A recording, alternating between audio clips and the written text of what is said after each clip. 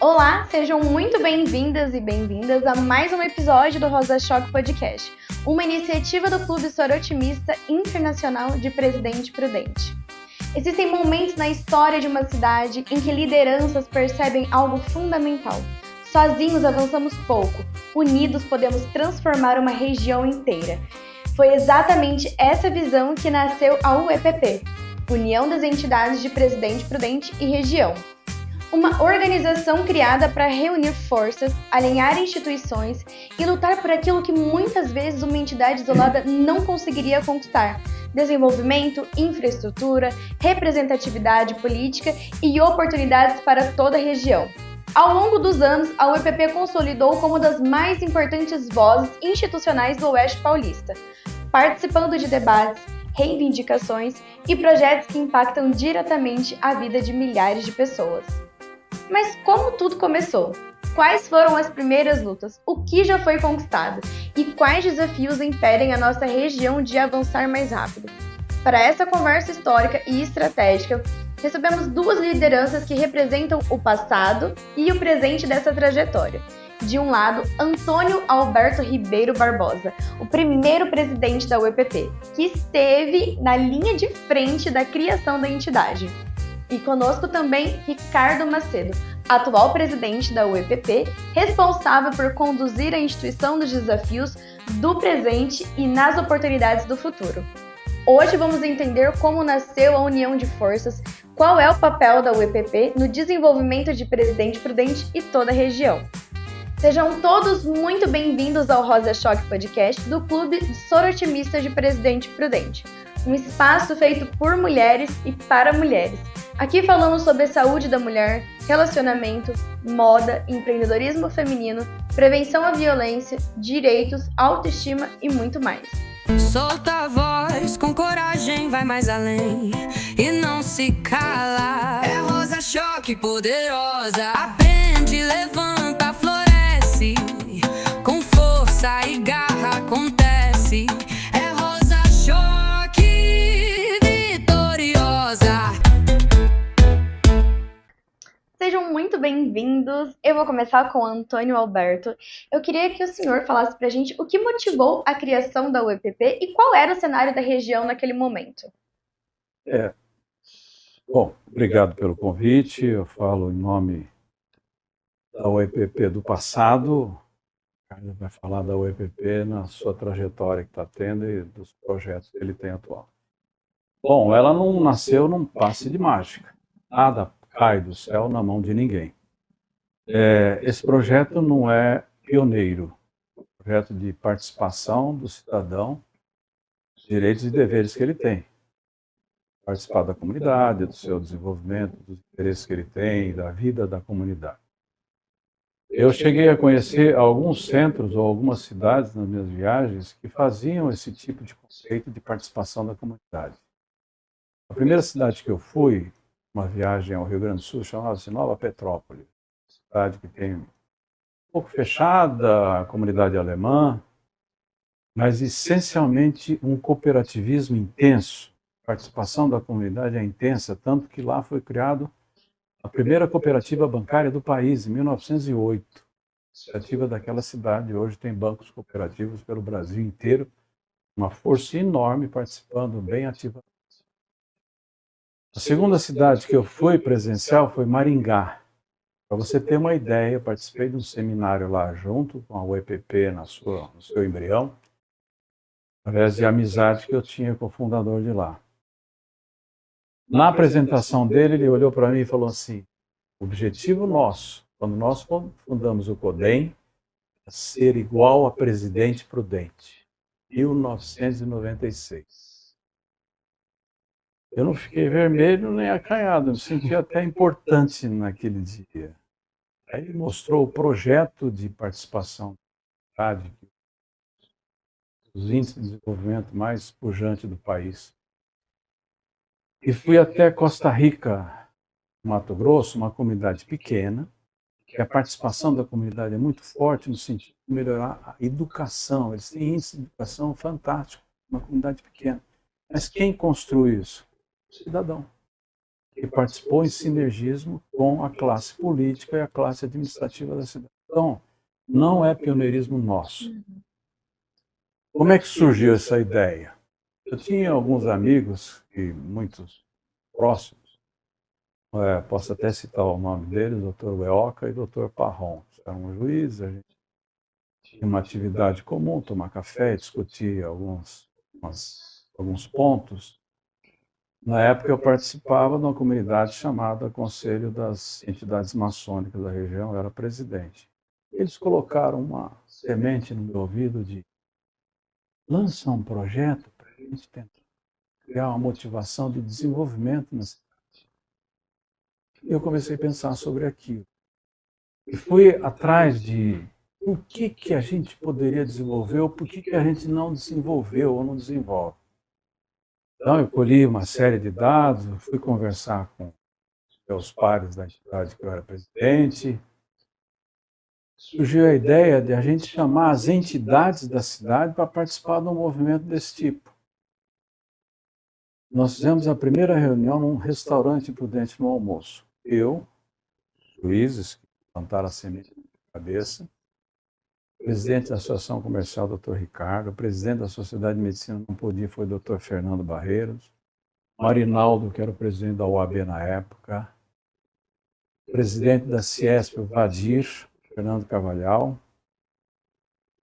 E, bom, esse era o núcleo de conversa inicial.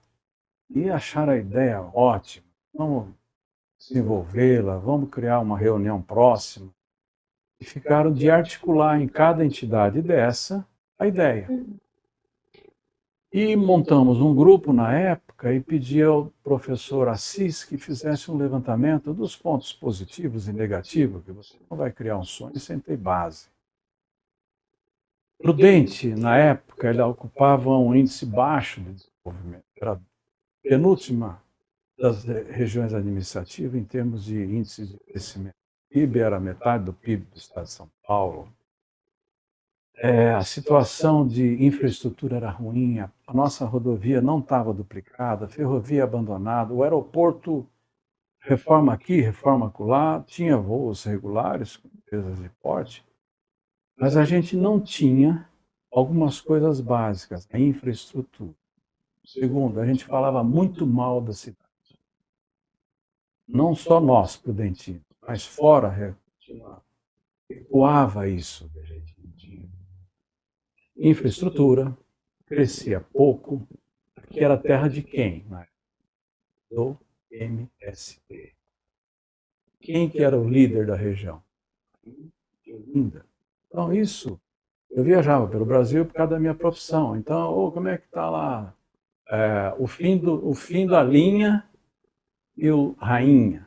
Quer dizer, pejorativo. Uhum. Então, e esses eram os pontos negativos. Desenvolvimento baixo, uma propaganda interna e externa ruim sobre a gente, mas a gente tinha algumas coisas a favor de Prudente. Os índices que foram levantados. Era um alto índice de escolaridade. Terceiro lugar no estado de São Paulo, sendo que as universidades que tinham aqui tinham um público de até 30 mil estudantes. Passando a 220 mil, tinha 15% ou além disso de uma escolaridade alta de formação técnica, cultural, as 3 universidades que tinham na época. A gente tinha um critério de longevidade entre os 10 melhores do estado. O índice de qualidade de vida entre os 10 melhores do estado. Só que a gente tinha uma população velha, o índice de mortalidade infantil era baixíssimo, qualidade de saúde ótima, longevidade ótima, qualidade de vida ótima, porém algumas coisas não. Começamos a interpretar aquilo, por que a gente tem nascimento e baixa morte? Então, população alta. Nós temos população velha alta. Por quê? Qual é a interpretação disso na época? Nós formamos bem, escolaridade alta, mas a gente não tem o quê? Oferta de emprego. Os jovens daqui se formavam e iam para onde? Outros centros. Então a gente tinha coisa boa para velho, coisa ótima para criança viver bem com saúde. Faltava esse interstício. E o que você tem que fazer com isso?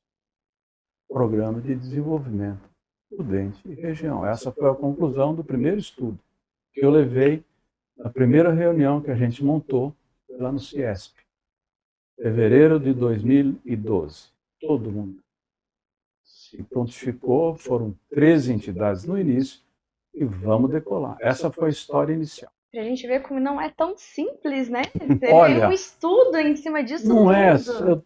eu e os meus parceiros ou parças, a gente fazer assim, não adianta eu chegar num lugar e falar, puxa, vamos plantar uma árvore. Eu não sei o solo, não sei qual árvore vai, não sei qual é o tempo, não sei qual é o clima, o que ela vai produzir, como é que eu vou vender, como é que eu vou transportar. Então, tenho por base na minha empresa, nas minhas empresas, vamos fazer esse papel, traz os dados para mim, para a gente ter base para fazer alguma coisa. Não adianta você sonhar, falar, vou plantar uma árvore de ponta cabeça. Só se você plantar uma bananeira, não tem sentido. Então esse foi o contexto inicial. Perfeito. Ricardo, e hoje, qual é o papel da UEPP no desenvolvimento aqui em Presidente Prudente? Tive a responsabilidade. Né? Eu senti também. Ele deu uma Nossa introdução. Senhora, que aula, que aula. É muito bom a gente saber que a UEPP ela surgiu de um sonho, mas de um sonho concreto, não de algo de ilusão, né?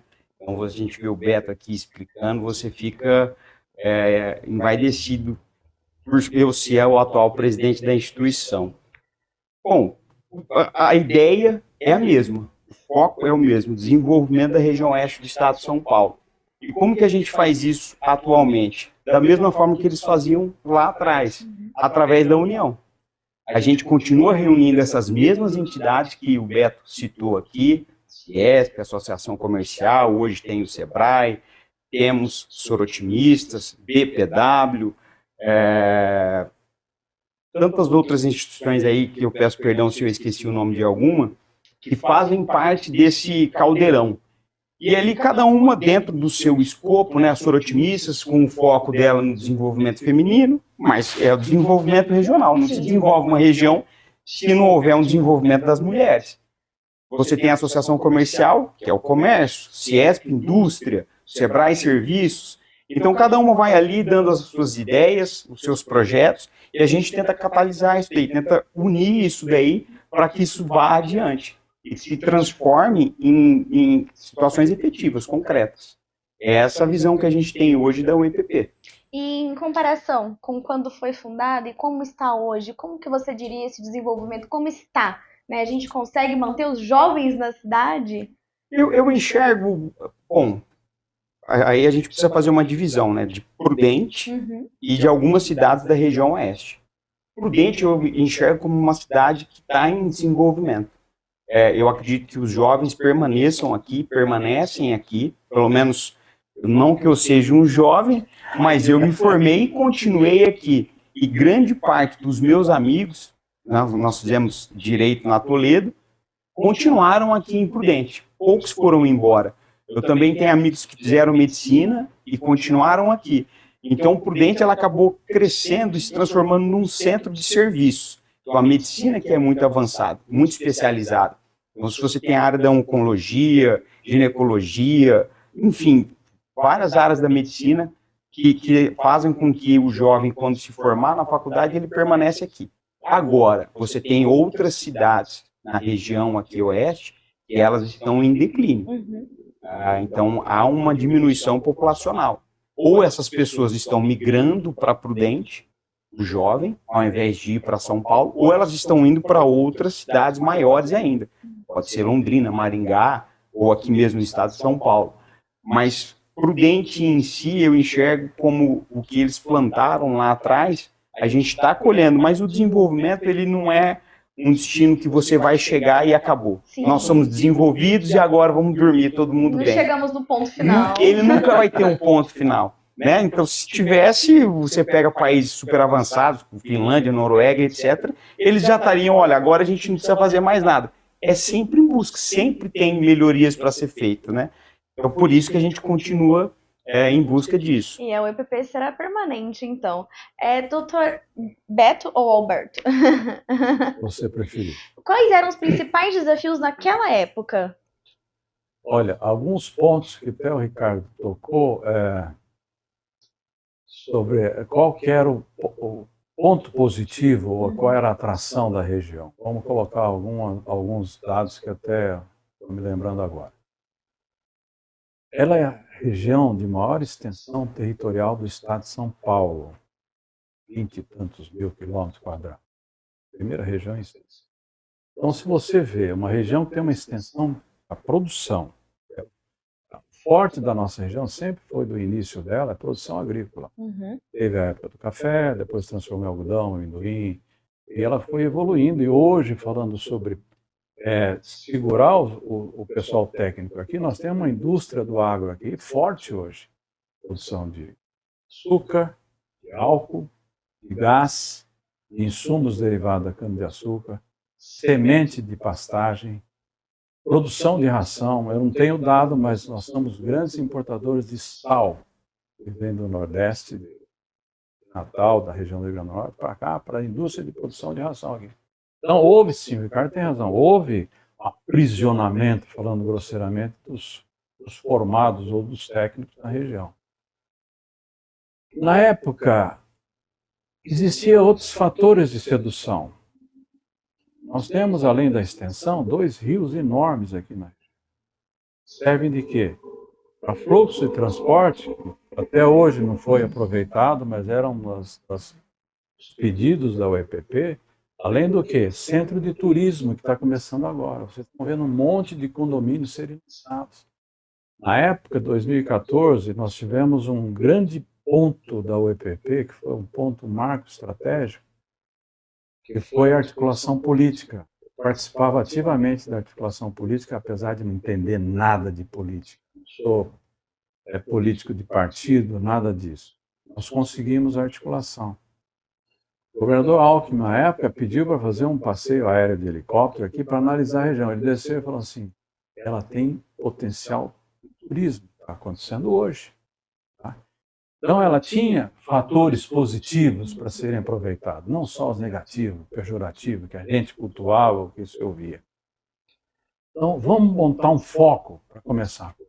Desenvolvimento. O que precisa para o desenvolvimento? Tem que ter. O que é positivo? Vamos desenvolver o positivo, o agro. Existe um foco de produção oleira em Panorama, de cerâmica, muito forte, que entrou no radar. A indústria do álcool, do açúcar, entrou no radar. E assim sucessivamente foi fomentado o agro. E o agro de performance, com pessoal técnico, para se evoluir o agro. Não ficar só no corte, ou só no plantio. Isso aí foi uma grande evolução. Sobre prestação de serviço, as universidades aqui cresceram muito, hoje tem índice A de aproveitamento. Nós temos 3 focos de formação em tecnologia da informática brilhantes, de categorização A. Então, o que precisava? Fomentar um centro de informática, na época a gente chamava, virou um centro de inovação. 2 componentes do nosso grupo faziam parte da diretoria da Faculdade de Tecnologia de Informática da UniOeste. Era o Emerson Doria e o Rogério Krasuski, que participaram da nossa diretoria. Então, a gente foi colocando peças no jogo para desenvolver cada um no seu setor e fomentar a história de que precisava desenvolver isso. O que faltava? Se a gente pegar comparativo com regiões, mesmo porte, Araçatuba, Marília, o Preto já é fora da curva nossa. Eles tinham o quê? Maringá, eu estive lá. O que eles tinham potencial? Articulação política. Candidatos a federal de monte em Maringá, estaduais de monte. O ministro saiu de lá, Moro. Então, eles tinham uma resenha esportiva forte. E o Preto, eu fui lá visitar, ele tinha, inclusive, seminários de formação política para a comunidade. O que faz o executivo? O que faz no legislativo? Criar uma cultura de desenvolvimento. Então, a gente precisava fazer o desenvolvimento regional com os itens que eu falei. A gente precisava o quê? Participação pública com classe política. Você não faz projeto sem ter apoio financeiro. Você não desenvolve o projeto por som. Sim. Você não rabisca um projeto sem pagar para alguém desenvolver. Você precisa ter subsídio para isso. Qual era a nossa força política na região? Qual era o potencial político da região? tinha 680 mil votos. Perda de 30% que não ia votar. Sabe qual era a fuga de voto de piratas que passavam por aqui se dizendo da região? A estatística de Prudente estadual era 46% de fuga. Federal, 55% de fuga. Tinha cidades como Rancharia e Epitácio que a fuga de federal era 78%. Chamado o quê? Voto de cabresto. Onde é que está a nossa força política? Um deputado estadual. Potencial 4 a 6 estaduais, 2 federais. Federal a gente não tem, ó. Como é que a gente pode fazer uma articulação política? Nós tivemos que recorrer ao deputado que ajudou muito, pegar piratas para ir. Eu fui atrás de deputado em Piracicaba, para entrar dentro de Brasília. Conheci um bragato, me abriu as portas do estado, eu entrava dentro do Palácio dos Bandeirantes. Não sei como. Mas fui, a gente ia articular. Nós conseguimos, com essa articulação toda, em 2013, fazer um seminário em Prudente que vieram todos os secretários de Estado, presidente da Câmara Estadual, governador Alckmin, sentaram numa mesa na Ciesp e começamos a discutir com a população o que eles precisavam, o que a gente tinha de forte, o que eles podiam fazer. Nesse evento, a Gisele era assessora do secretário Júlio do Desenvolvimento, criou as câmaras setoriais. Todos esses itens foram criados câmaras setoriais. Evoluiu o primeiro governo. O segundo governo, bati na secretaria, era outro secretário, falou, não conheço, desconheço isso. Se virem nos 30. Mas a gente continuou. Vamos atrás do Glória, as outras diretorias subsequentes. Rodrigo Garcia. Rodrigo Garcia foi o que assinou a liberação das terras em 2022. O Alckmin, a todo custo, terminou a duplicação da rodovia. E os outros projetos foram tentados. Ferrovia, infelizmente, não. Aeroporto, a gente conseguiu modificar um monte de coisa que a população acho que talvez nem sabe. Responsabilidade é bem grande mesmo, Não é? viu, Ricardo? E diante dessas diversas mobilizações, algumas conquistas você gostaria de destacar aqui da UEPP? O aeroporto foi uma causa que o EPP encampou desde o início da sua criação. Talvez não seja o aeroporto que a gente precise, que a gente mereça, está longe disso. Estamos lutando. Mas ele não está parado. Sim. Né? Foram feitas melhorias, foram várias reuniões, desde a diretoria dele até as outras a que me antecedeu, lá em São Paulo, várias vezes, secretário, a empresa concessionária, isso, aquilo, cobrança, divulgação nos meios, aí, nas mídias, para que a população também encabece essa ideia de que o aeroporto ele não é nada chique, não é coisa da elite, pelo contrário, ele é o desenvolvimento da cidade. A gente precisa entender que Prudente ela está longe da capital. Uhum. Então, mesmo que você tenha lá a rodovia duplicada, são 560 quilômetros. Então, de repente, por uma mobilidade rápida, você precisa ter um aeroporto. É a porta de entrada da cidade. Né? A gente tem aqui o Terra Park, que recebe turistas aí do Brasil inteiro, até de outros países, e eles pousam naquele aeroporto. Então, isso foi uma causa que a UEPP ela encabeçou e ela está dando resultado. Né? A gente sabe que está tendo uma reforma ali, talvez não seja, como eu disse, o que a gente merece, nem talvez o que a gente esperava, mas não está parado. Né? A regularização fundiária também foi uma pauta da UEPP, como o Beto também comentou, acabou se destravando. A região oeste aqui é uma região muito grande, tem uma extensão agrícola muito grande, um potencial enorme para ser explorado, seja na pecuária, seja na agricultura, mas essa questão das terras devolutas e briga com os movimentos sem terra e etc., tudo isso aí era uma trava para a questão do investidor, né? Às vezes ele preferia ir comprar uma terra e investir lá no Mato Grosso do Sul, do que aqui, que estava ali do lado do mercado consumidor, que é São Paulo, porque não tinha uma garantia legal de que aquela terra era dele. E isso está sendo resolvido. Também foi uma pauta da UEPP. E tantas outras aí. A gente fez o Fórum de Desenvolvimento sobre o gás biometano. Hoje é uma realidade na cidade. Né? Hoje aí tem gás canalizado. Isso aí ele barateia o custo de produção para as empresas. é uma energia renovável e sustentável, ecologicamente falando, e também é uma realidade, né, que a UEPP também encabeçou. Fizemos no ano passado o Fórum de Desenvolvimento do Turismo, também pegando esse gancho no que o Beto falou, do potencial da região. Você pega Rosana, Primavera, Epitácio, Rancharia, Martinópolis, tem tantas cidades aí que não só na beira do rio, mas também que tem as suas represas ali, que tem um potencial turístico, seja regional, ali da própria região se visitar, aos finais de semana ou um feriado prolongado, como está trazendo turista de fora. E ontem nós tivemos uma reunião com o prefeito de Epitácio, André Lima, e ele estava comentando isso, né? Que Epitácio tem vários empreendimentos ali que estão já saindo do papel o projeto, de resort, de condomínios, e isso vai trazer um desenvolvimento para a região, né? Você está desenvolvendo, é emprego para Epitácio, é melhoria para a região, para Prudente, para todos nós. Então são vários os projetos aí que o EPP vai encabeçando e que eu acho que vai colhendo frutos. Nessa questão que o Beto citou, política, né?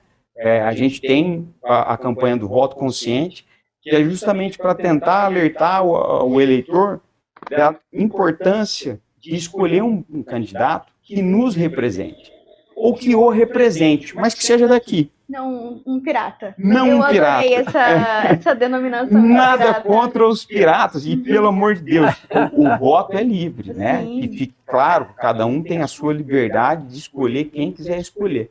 Mas seja qual for o seu aspecto político, o seu espectro político, se você é de direita, de centro, de esquerda, tem candidatos que te representem aqui da região.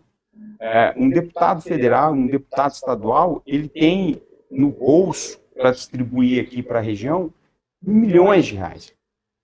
E isso é desenvolvimento. Como ele falou, não adianta você ter um projeto e achar que do sonho ele vai se concretizar. Precisa de dinheiro, precisa de verba. E esses deputados, eles estão a forma da gente conseguir esse dinheiro. Então nós estamos aí com a eleição já batendo na porta.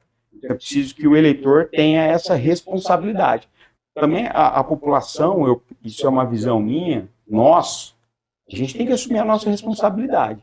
Eu não posso culpar o prefeito porque aqui está esburacado, porque ali no mato está alto, se não tem recurso. E em quem que eu votei? Eu estou cobrando quem eu votei? Ou eu estou só reclamando? A gente precisa sair, levantar do sofá e fazer a nossa parte. Perfeito. Vamos para um próximo bloco. Este é o Rosa Choque Podcast. Neste canal, cada episódio é uma oportunidade de empoderamento, informação e acolhimento. Fique conosco que no próximo bloco tem mais assunto interessante. Alberto, na época da fundação, havia essa consciência de que a falta de representatividade política e institucional poderia prejudicar o desenvolvimento da região? Consciência é saber, sabia. Conscientização do problema não entrava na cabeça da maioria. Só completando, se você me perguntar hoje se esses índices que eu falei mudou, não precisa fazer índice de novo, precisa saber quantos estão eles. É bem simples. E desculpe o pejorativo pirata, mas foi uma expressão de um certo inconformismo com a situação. Mas acho que desenhou muito bem o que o senhor quis dizer. É. Deixou claro. A questão é a seguinte, não é querer ser bairrista, é questão de defender onde você mora, onde você vive. Você quer que essa região desenvolva. Para isso, a população tem que ter consciência. Não precisa nem fazer pesquisa, é só ver quantos deputados foram eleitos, só um, ainda assim, com a margem próxima de ser reeleito. Mas tem uma história que a UEPP ela criou corpo por um embate político, que foi esse contexto da reunião. A gente formou a diretoria, eu fui o presidente Vadir da Ciesp foi o vice, o Antônio Assis da comunidade universitária da Unesp era nosso consultor de pesquisa e secretário, o Emerson Long, que é advogado, o Marco Goulart, advogado, o Marco Luca, advogado, o Emerson Dória, que era do setor universitário da informática. Então, a gente foi construindo a diretoria com elemento de cada entidade. O Ricardo Anderson era conselheiro, e assim foi formado o bloco inicial. Nessa primeira reunião, foi sugerido todas essas ideias, a gente ia desenvolver o desenvolvimento, mas tinha um problema na cidade que estava atravessado na garganta da população. Chamava-se Câmara Municipal. Em 2011, eles entraram com um projeto de lei de aumentar o número de cadeiras e aumentar o soldo e despesa da Câmara. Aí colocaram isso na primeira reunião, que houve um abaixo-assinado da comunidade, dezenas de milhares de assinaturas, e eles recusaram o pleito da cidade que os tinha eleito, elegido a Câmara. Eles rejeitaram o abaixo-assinado. Alguém nessa reunião ventilou, por que a gente não faz? A primeira coisa que nós vamos fazer é fazer uma pesquisa do trabalho deles. O que eles produziram em termos de legisladores para a comunidade. Vamos pegar um interstício para a gente não entrar numa canoa furada ou falar uma coisa que é inverdade. Há necessidade de ter 6 cadeias no universo de trabalho ou não? Essa pergunta foi sugerida. A pesquisa mostrou assim, no interstício, dezenas de projetos, 2 interesses para a comunidade. Sabe qual que eram os outros? Nome de rua, medalha, mérito, cidadão. Mudar o nome de uma rua 2 vezes. Aí, em vista de tudo aquilo lá, aí eu fiz uma consultoria jurídica. Né? É possível reverter uma votação de um decreto? Toledo, juristas, era um calhamaço para... É possível. Mas é uma luta inglória. A gente gosta de lutas inglórias. Foi um começo ruim do ponto de vista de articulação política, mas era alguma coisa que a comunidade estava pedindo. Uhum. A gente estava fazendo o quê? Um exercício de cidadania. Tem jeito de você esconder isso. Mandamos ofício para a Câmara, me reuni com a Câmara, eu, alguns diretores. Não, isso não é possível, já foi votado. Vamos para a imprensa. A gente expôs tudo isso para a imprensa começou a criar volume. E conseguimos reunir as 3 entidades com um pedido de revisão do decreto. Foi adiado em junho, tanta pressão, a imprensa toda e nós fomos para a Câmara. Eles colocaram na pauta às 8, foi votado às 3 horas da manhã.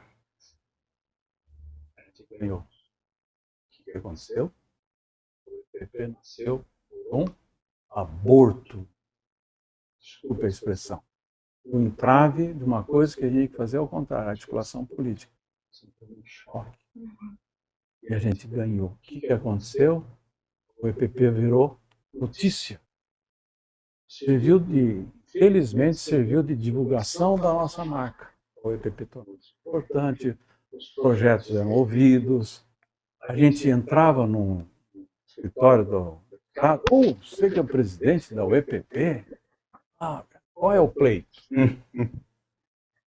Eu falei, o meu primeiro pleito é tirar aquela antena que impede de aterrissar avião imprudente. Cai um chuvisco, eles desviam tudo para Maringá ou para Londrina. E a torre não funciona. Ela estava na rota de pouso de aproximação.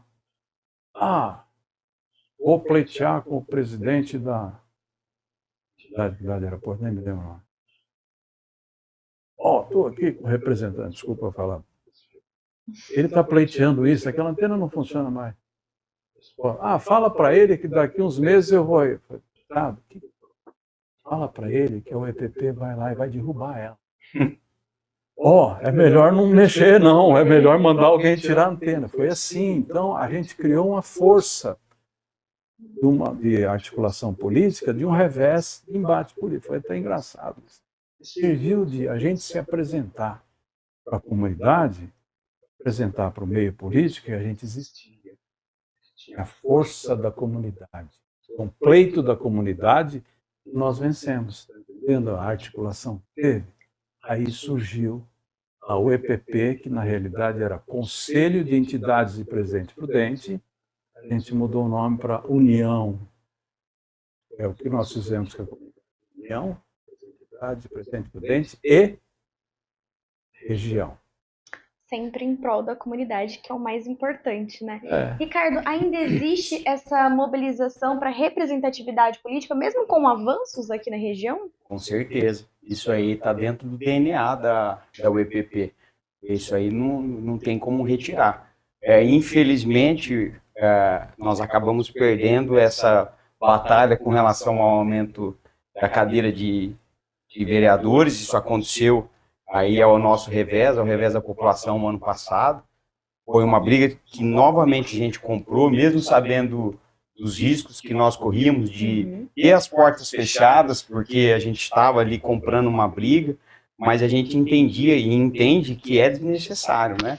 É um custo que a população vai bancar a partir da próxima legislatura, é um aumento expressivo que vai ter com as despesas. Hoje foi, por exemplo, divulgado ali pela prefeitura, teve a audiência pública da LDO, né, da Lei de Diretrizes Orçamentárias para o ano que vem. Então, a Câmara ali está prevista para ela receber em torno de 15 milhões e 600 mil reais. Você imagina quanto que não vai ser quando aumentar o número de vereadores? Porque não é só a quantidade de vereador, o salário do vereador em si, mas tem os assessores, tem tudo um efeito cascata, né?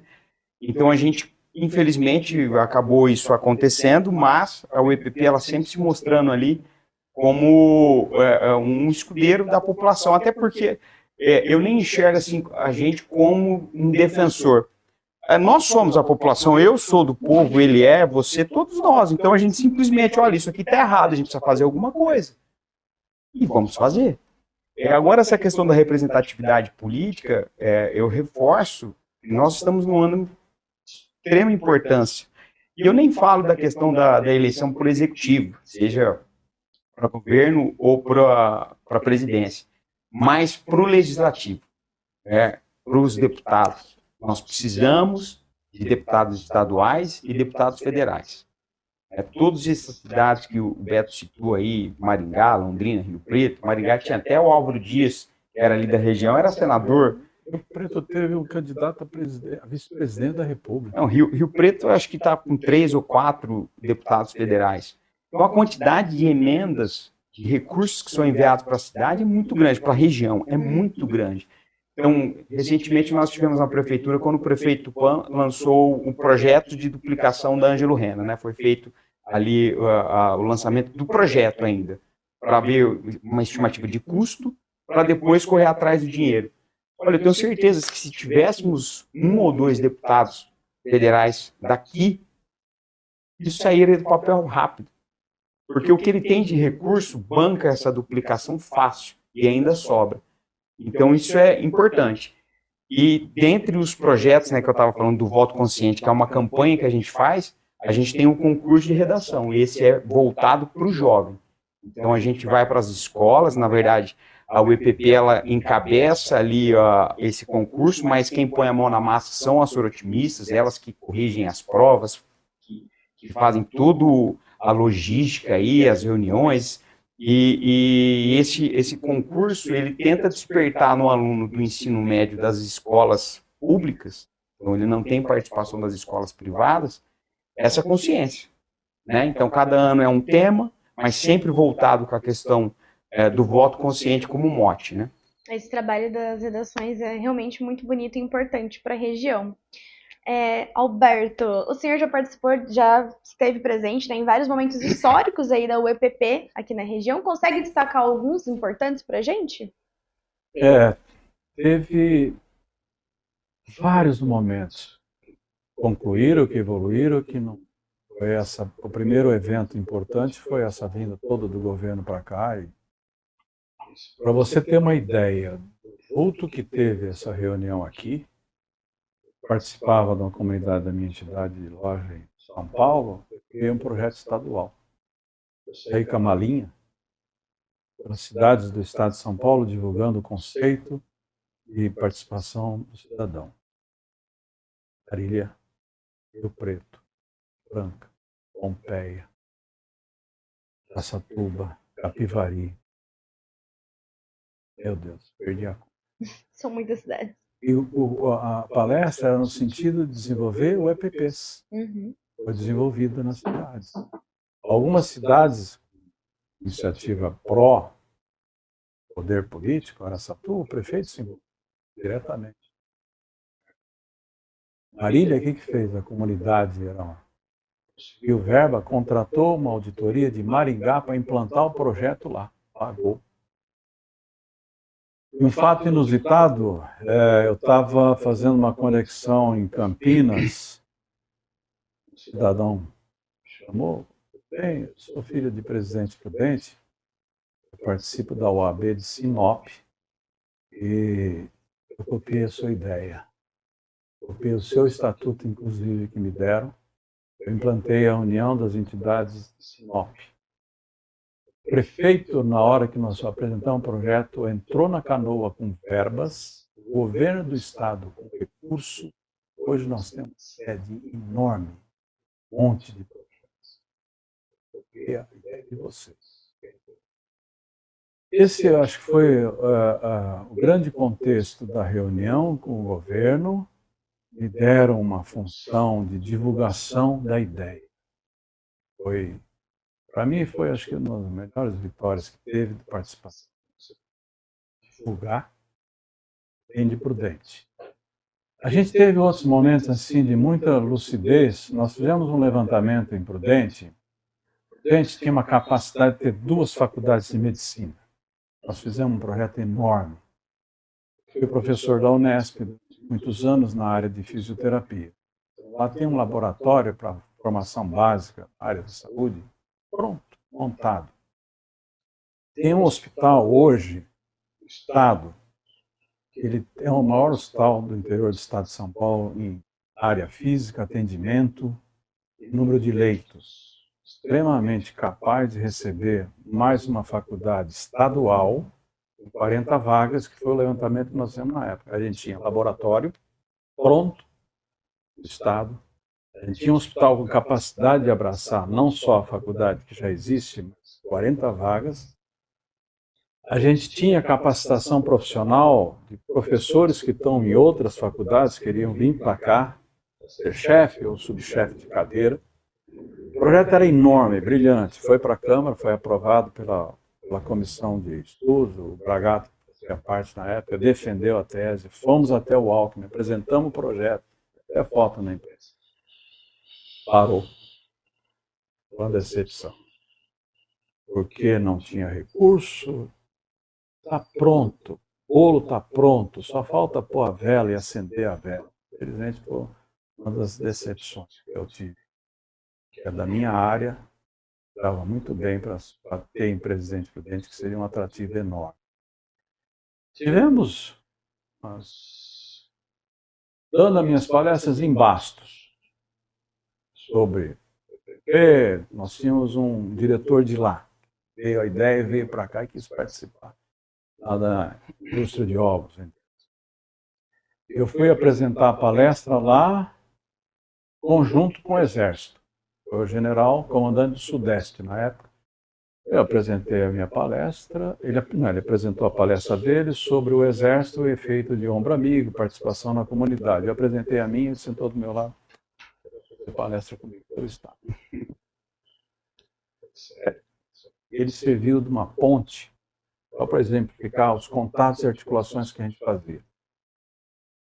O entrave da antena que eu falei, eles tiraram, só que eles não corrigiram a carta, o mapa aerofotográfico, ou aero, não sei o nome, do piloto.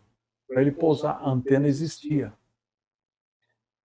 Aí eu fui em São Paulo, que eu fiquei amigo do general, preciso da tua ajuda. Vai a tua área, mas eu preciso entrar na comando aéreo. O que você quer? Brigadeiro? Não, amigo meu, fui eu, o Marco Goulart, lá conversar com o brigadeiro, ele chamou o engenheiro, o tenente, não sei o quê. Resolve o problema deles. Aqui fizeram uma nova carta, parou de desviar voo e ele articulou colocar um aparelho de aproximação melhor na época. Então foram momentos assim de Vitória da União das Entidades e outros. Há tanta articulação. Teve a articulação da Ferrovia Norte-Sul. O que era a Ferrovia Norte-Sul? Foi um dos grandes projetos do Sarney, comunicar o Brasil de Belém até o Rio Grande, uma vertical através do transporte ferroviário. A gente descobriu que o projeto ia ser mudado. O governo da época ia desviar do estado de São Paulo, para passar no Mato Grosso, para voltar pelo Paraná, a gente ia ficar fora do contexto do projeto. Nós fomos em Brasília 3 vezes. Pegamos um avião, recursos próprios nossos, dos diretores, para ir lá se reunir com a Valec, com a outra empresa que conduzia a construção.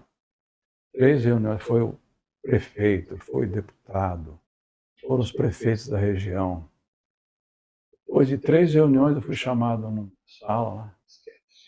A ordem dele tem que ser cumprida. É logo, não volta mais. Foi um projeto enorme. O Estado de São Paulo desenvolveu a economia de custos, economia de pontes desnecessárias. Nós temos uma ponte aqui em Primavera, que ela foi calculada por aquele secretário Sérgio do governo para passar trem, sim. Precisava disso, como estava uma turistura. Teve muito sim e muito não. Gente, Quando a gente está na luta, né, seu Alberto, a gente tem sim e não, mas o importante é continuar lutando. Persistir, né? Persistir. E, Ricardo, quais são hoje os principais desafios estruturais aqui da região que impedem o desenvolvimento? Eu cito a questão do aeroporto, ele continua sendo um problema estrutural para voos de aeronaves maiores, de maior porte, a gente não pode receber. Então, isso é um grande entrave para cá. Essa questão da ferrovia também é um entrave logístico, no escoamento da nossa produção. E, infelizmente, ao que tudo indica, não vai haver nenhuma mudança nesse sentido, pelo menos aqui em Presidente Prudente. Mas pela conversa que nós tivemos com o André Lima ontem, o prefeito de Epitácio, vai ter uma interligação ali em Epitácio e junto à hidrovia, né? Então, já vai sair para o Rio e já vai ajudar um pouco mais nesse escoamento, né? Mas eu acredito que esses sejam assim, os principais entraves que a gente tem, sejam mais logísticos, né? Por ser uma região mais afastada dos grandes centros consumidores. De resto, é o dia a dia que a gente precisa melhorar, né? Sempre é melhorar a saúde, educação, segurança, apesar dos nossos índices serem bons, principalmente o índice de segurança pública, a gente precisa sim consolidar isso daí, ser mais atrativo nas cidades que estão perdendo os jovens para que eles permaneçam ali. Não adianta nada a gente fazer Prudente crescer de uma forma desestruturada e uma cidade ali, de repente, acabar virando uma cidade dormitório. A gente precisa desenvolver projetos para que tudo isso aconteça. E dentro desse contexto, eu cito aqui um outro trabalho que o EPP também desenvolve, que é o projeto Coalizão, que é junto com essas entidades que a gente citou, que eu já citei, e incluo aqui, que eu acabei esquecendo, o Grupo Lidera, que é um grupo de empresários aqui de Presidente Prudente. Esse projeto Coalizão, ele nasceu de uma ideia do secretário Jorge Lima, o secretário de Desenvolvimento do Estado de São Paulo, do atual governo, do governador Tarcísio. Ele trouxe essa ideia, que seria o quê? A sociedade civil se organizar, fazer um estudo e ver quais são as potencialidades da região e os entraves. E a UEPP encabeçou isso daí, foi feito esse estudo, e agora a gente trabalha para que esse estudo saia do papel e se transforme. Um dos vetores aí de potenciais desenvolvimentos é o turismo, como eu já citei. Então, por isso a gente fez o Fórum de Desenvolvimento no ano passado. Provavelmente a gente espera que ele seja realizado esse ano em Epitácio, porque a ideia é que ele mude cada ano em uma cidade, para a gente mostrar esse caráter regional. Também tem a questão do desenvolvimento aqui na região educacional, que é muito forte por conta das universidades que nós temos. Médico, né, como eu falei, a área de serviços é muito especializada. A gente também tem, por conta dessa universidade, esse curso universitário de informática, aqui tem uma potencialidade muito grande de você desenvolver essa parte de TIs, de programas, softwares, aplicativos, e basta a gente concentrar forças para que isso saia do papel. Sim, você mencionou sobre a segurança, né, na sua resposta. Você acha que a segurança da região é um grande atrativo para que os jovens permaneçam?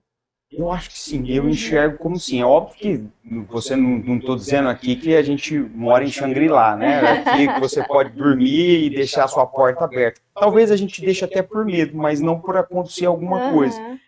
Mas acontece, a gente sabe. A gente estava conversando antes sobre questão de feminicídio, então, e é um crime, independente de ser específico da mulher ou a motivação, mas é um crime. Então existe, mas é uma região segura. Você consegue andar na rua à noite, você consegue usar seu celular na rua tranquilamente, a gente não ouve falar de sequestro, quando a gente ouve um assalto já é uma coisa que salta aos olhos, choca, então, porque não faz parte da nossa rotina. Então eu acredito que o jovem, ele pensa nisso, porque você se formou, arrumou um emprego, mas você vai querer viver num lugar que é insalubre, que é perigoso. Traz limitações também te dá no medo, dia a dia, assim. te dá medo, quer dizer, eu não enxergo muito isso. E hoje, com essa questão da informática, a comunicação ficou muito mais fácil, muito direta. Então, às vezes, você não precisa estar ao lado da pessoa para se comunicar com ela, igual era antigamente, carta, correio e tudo. Hoje você pega o celular, já faz uma chamada de vídeo. Então, isso acho que aproxima as pessoas, né? E faz com que essa questão, por exemplo, de home office, que acabou sendo incentivado, infelizmente, pela pandemia, um efeito colateral da pandemia, mas tem muita gente que acaba sendo empregado lá de uma empresa lá de São Paulo e prefere morar aqui no interior. Perfeito. E desenvolver o trabalho aqui. Exatamente. Vamos para o próximo bloco. Rosa Choque Podcast. Aqui damos voz a histórias, lutas, conquistas e a sonhos de quem transforma o mundo todos os dias. Continue aqui para o nosso próximo bloco.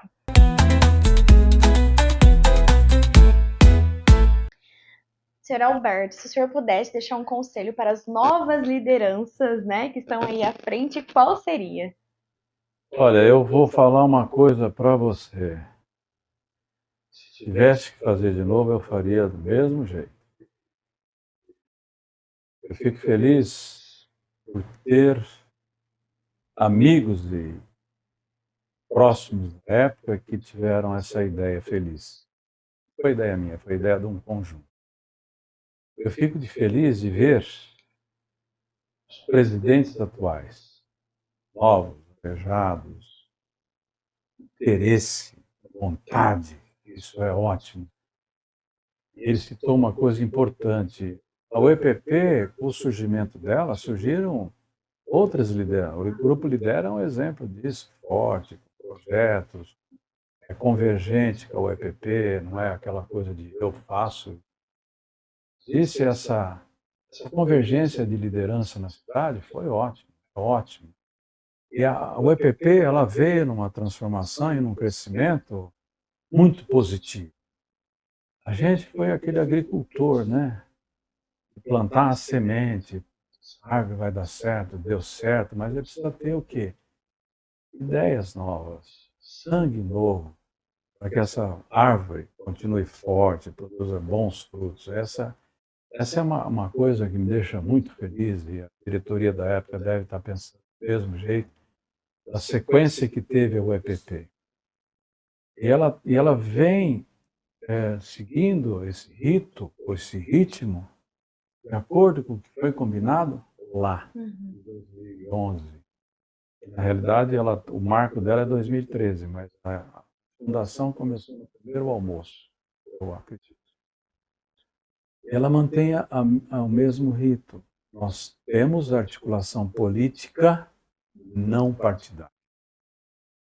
As portas não se fecham para ninguém, extremamente convergente. Quer dizer, apesar de ser do passado, né, participo pouco da UEPP, apenas como conselheiro, às vezes, eu acompanho a distância com alegria. Por isso que está acontecendo. Que bom. Ricardo, e pensando no futuro, quais são as prioridades agora da UEPP? Bom, aí eu vou citar de novo, para ser cansativo, a prioridade de elegermos um deputado federal.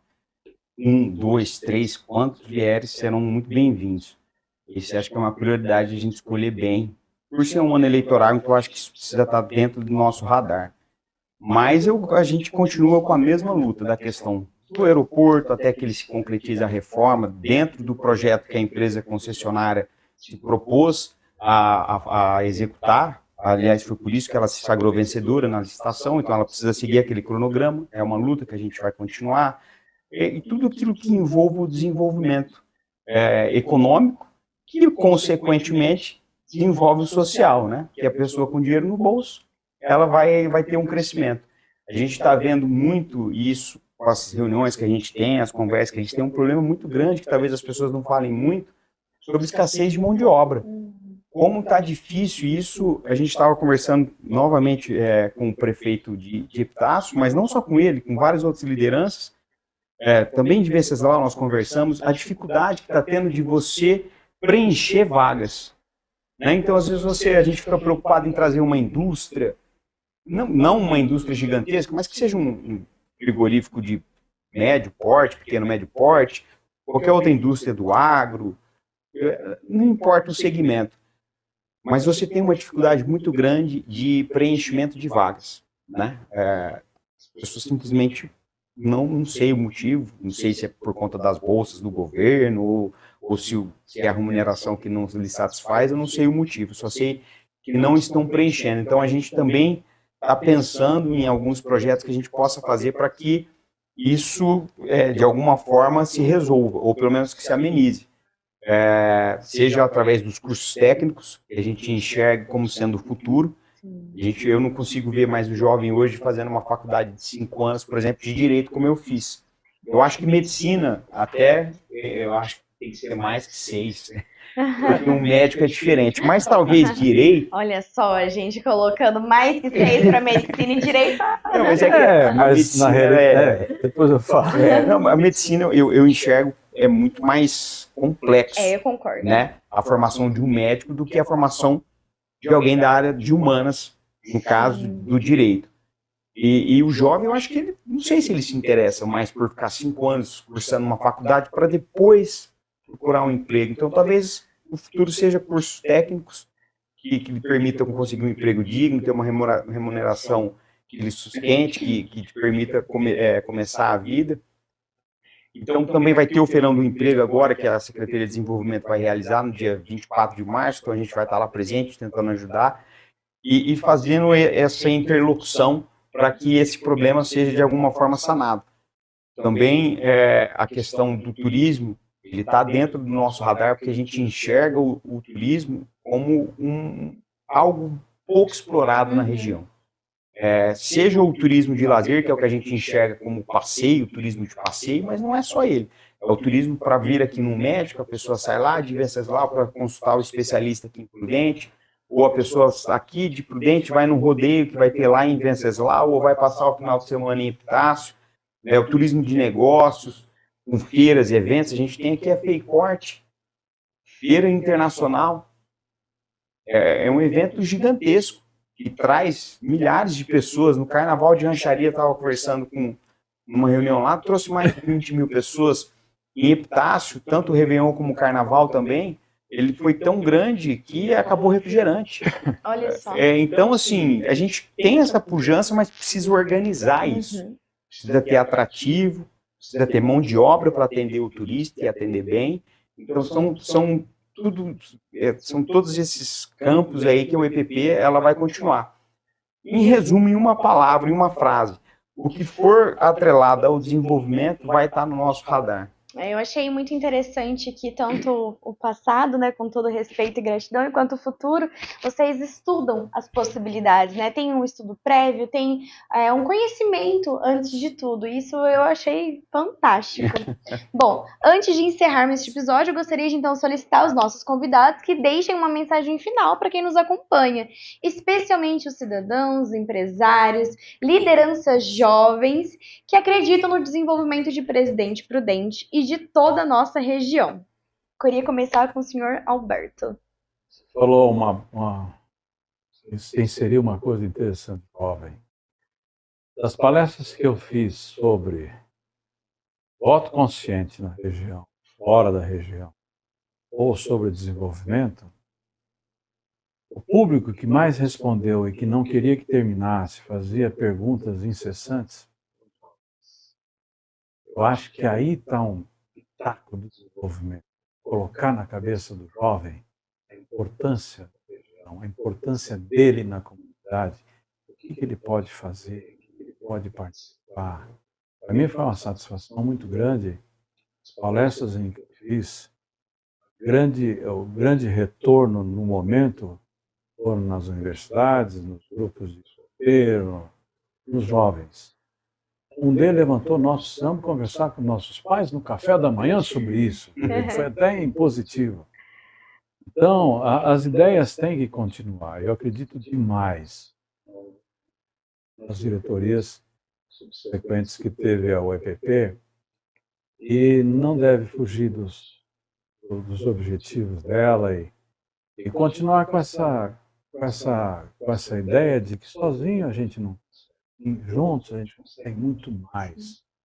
O cidadão tem que exercer aquilo que a gente discutiu antes, tem que exercer função dentro da comunidade, ele tem direitos e tem deveres, fortalecimento da comunidade que ele vive. Isso tem que ser. Outra coisa que eu acho importantíssima, de tudo que eu falei das mazelas, PIB, esquece isso. A gente tem que defender a nossa cidade, a nossa região, divulgar o que ela tem de bom, fazer propaganda de coisas boas que ela tem. Isso é uma fonte de divulgação que é nosso. A gente tem que colocar imbuído na gente, que a gente tem que defender o nosso território, não é briga. Não é ser maior que Maringá. Não, a gente tem que defender o que é nosso. Se a gente esquece o que é nosso e fica olhando para o outro lá, ele vai crescer mais. A gente está esquecendo de olhar aqui, para onde a gente está. Eu fui ver os outros, não para fazer acima deles, mas para ver o que eu podia fazer aqui. Essa é a meta da UEPP. Difundir, conscientizar, progredir, e divulgar que nós temos jeito, a cidade é boa, a região é ótima, vamos crescer. Essa acho que é a meta fundamental. E seguir o nosso propósito. Faça articulação política, mas não seja um político partidário. Seja político do teu partido. Qual é o teu partido? Presidente Prudente e Região. Essa é a máxima. Perfeito, muito obrigada, Ricardo. Bom, eu faço aqui um convite para todos que estão nos assistindo, para que acompanhe, participe, siga o EPP nas redes sociais, @UEPP Oficial. Nós também lançamos o nosso podcast, o Desenvolve Oeste Paulista, no qual nós tratamos sobre o desenvolvimento da região em todos os seus aspectos. Então fica aqui o convite para que você que está assistindo, para que siga o EPP, dê sugestões, faça críticas. É uma entidade totalmente apartidária, nós somos todos voluntários, não recebemos absolutamente nenhuma verba do governo, e seja de qualquer esfera, municipal, estadual, federal, executivo, legislativo, tudo nasce do nosso coração e da nossa vontade. Então, se você é a favor do desenvolvimento da região, da sua cidade, aqui de Prudente, Regente, Venceslau, Pirapó, Epitácio, qual seja ela aqui dentro das 50 e tantas cidades que compõem aqui a região oeste do estado de São Paulo, se você é apaixonado por onde você mora, se você quer que essa sua cidade melhore, cresça, desenvolva, para você, para os seus filhos, para os seus netos, participe da UEPP, acesse lá as redes sociais. Hoje você não precisa estar presente em uma reunião, mas você pode usar lá a rede social para dar uma sugestão, uma crítica, e a gente está à disposição de vocês.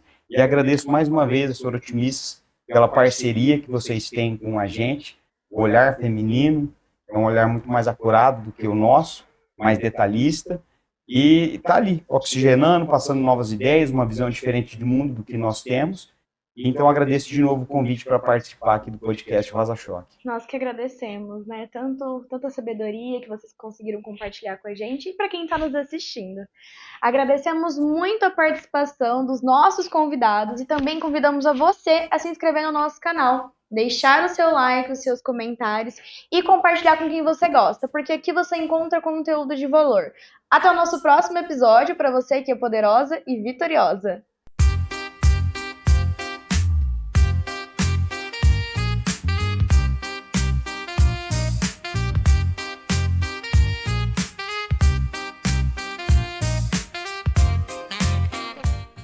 Solta a voz.